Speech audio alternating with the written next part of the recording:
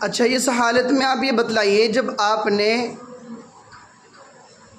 हाथ उठाए हुए हैं तो जब आप नीयत बांधेंगे आपकी निगाह कहाँ पर होगी? और आपकी गर्दन झुकी हुई होगी या सीधी? सीधी होगी। नीयत बांध करके दिखाएं।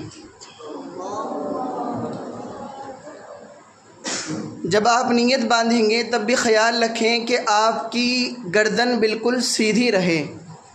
बाज़ लोग नीयत बांधकर अपनी गर्दन को झुकाकर रखते हैं, ये क्या है? बिल्कुल गलत है।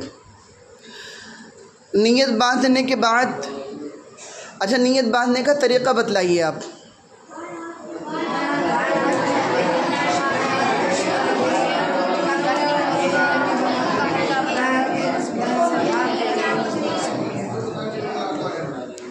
दाएं हाथ की हथेली बाएं हथेली की पुष्ट पर रखेंगे। कन उंगली और अंगूठे का हल्का बनाकर मजबूती से बाएं गट्टे को पकड़ लेंगे और दाएं हाथ की तीनों उंगलियां वो बाएं गट्टे के ऊपर रखेंगे और फिर मजबूती के साथ नीयत हाथ बांधेंगे। कहाँ? नाफ के नीचे से। इस तौर पर मजबूती से बांधें कि अगर कोई आपके इस पर वज़न भी रखे तो ये नीचे को ना हो। मजबूती के साथ गर्दन सीधी करो। आँख तो खोल लो, नींद आ रही है।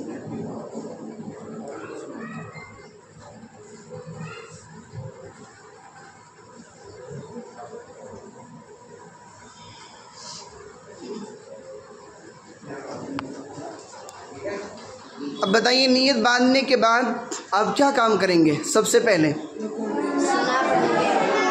नीयत बांधने के बाद अल्लाहु अकबर कहते हुए जब आपने नीयत बांधी तो सबसे पहले सना पढ़ेंगे। सना पढ़ने के बाद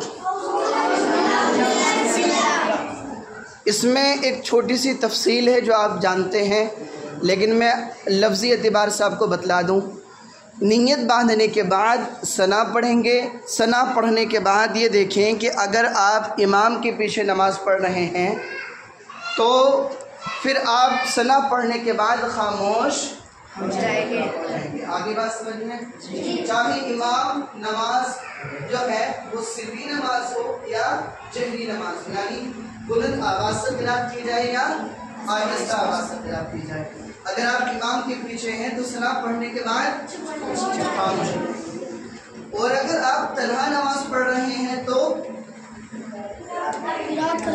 सना पढ़ने के बाद सबसे पहले और उसके बाद पढ़ेंगे और उसके बाद अभी बताइए कोई सूरत जो हम सूरत फातिहा के साथ मिलाएंगे उसमें फ़र्ज और सुन्नत नमाजों में जो फ़र्क है वो बताइए, क्या फ़र्क है?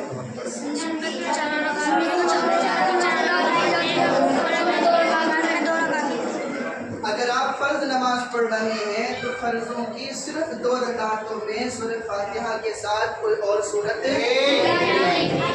और अगर आप सुन्नत या नफिल पढ़ रहे हैं और आपने 4 रकात की नियत बांधी है तो चारों रकातों में सूरह फातिहा के साथ आपको सूरत मिला करके आगे भी बात समझ में?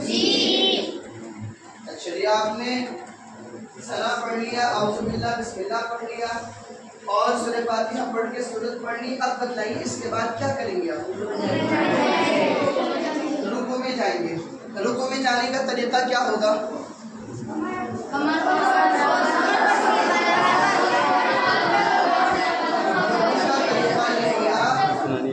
आप जब रुकू में जाएंगे तो आपकी कमर और आपका जो है आपके सर और सुरीन एक लफ्ज़ों में, और दूसरे बात में कह लो आपकी कमर और आपका सर बिल्कुल बराबर। एक बात नहीं। दूसरी चीज़ ये कि आप अपने दोनों हाथों की उंगलियों को बिल्कुल खुला रखेंगे और मजबूती के साथ अपने घुटनों को पकड़ लेंगे। आ रही बात समझ में जी। और अपने हाथों को बिल्कुल सीधा रखेंगे, ऐसे मोड़कर नहीं रखेंगे उसके अंदर, ठीक है। चलिए आप रुकू में जाकर के देखना है। रुकू में आपकी कमर और आपका सर बिल्कुल सीधा रहेगा, आपके हाथ सीधे रहेंगे और उंगलियां बिल्कुल खुली होंगी।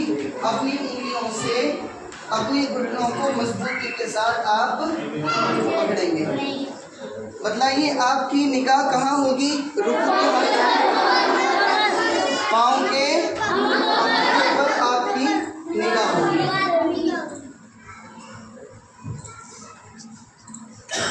अच्छा, रुकू में आप क्या पढ़ेंगे?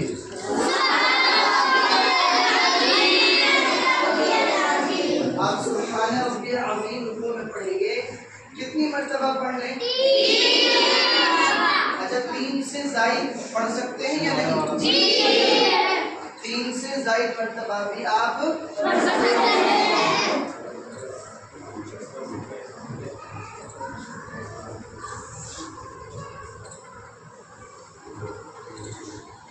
चलिए, रुकू से उठते हुए क्या कहेंगे? और अगर आप जो है इमाम के पीछे नमाज पढ़ रहे हैं तो क्या कहेंगे?